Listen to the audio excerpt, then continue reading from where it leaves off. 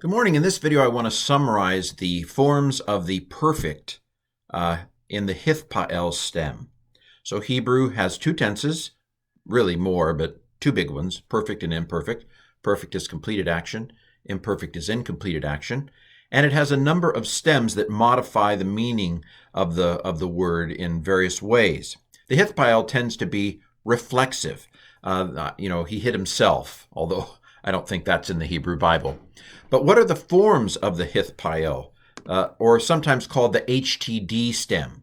Why is it called the HtD stem?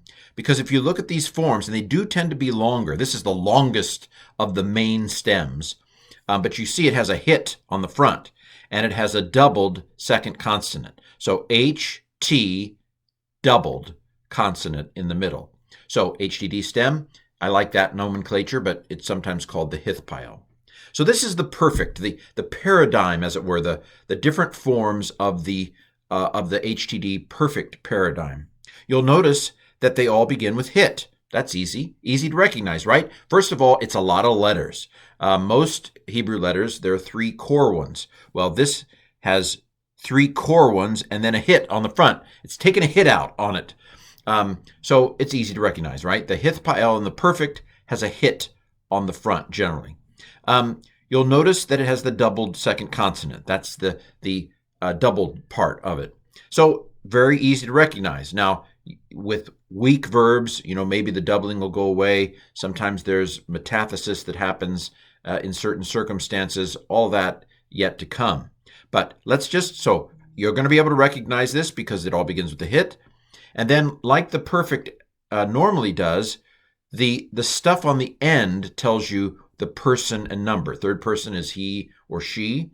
And then second is you, masculine, or you, feminine. And then the first person, that's I and we, it has, thankfully, the same form. All right, so look at the endings. Kamatz he, that's a typical third feminine singular ending.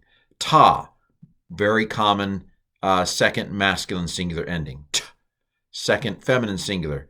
T, first common singular. Again, you know these endings if you've studied the perfect already. We have a sharuk at the end. This is the third common plural. These are the same form. So you could say 3CP, common plural, with a sharuk on the end. Tem and ten, the masculine plural with an M, and the feminine plural with an N, like a nun. And then nu, we are new here for we. So this is something like he killed himself, she killed herself, you, masculine singular, killed yourself, you, feminine singular, killed yourself, I killed myself, they killed themselves, y'all killed yourselves, y'all, feminine, killed yourselves, and then we killed ourselves. Again, normally you have to look up in the dictionary what the precise nuance of the HtD stem is for a word. So even though I'm saying you killed yourself, that's a little wooden. In practice, you would get out your dictionary and say, in the HtD, this word tends to mean this. And that's it. This has been the paradigm of the Hithpa'el in the perfect tense.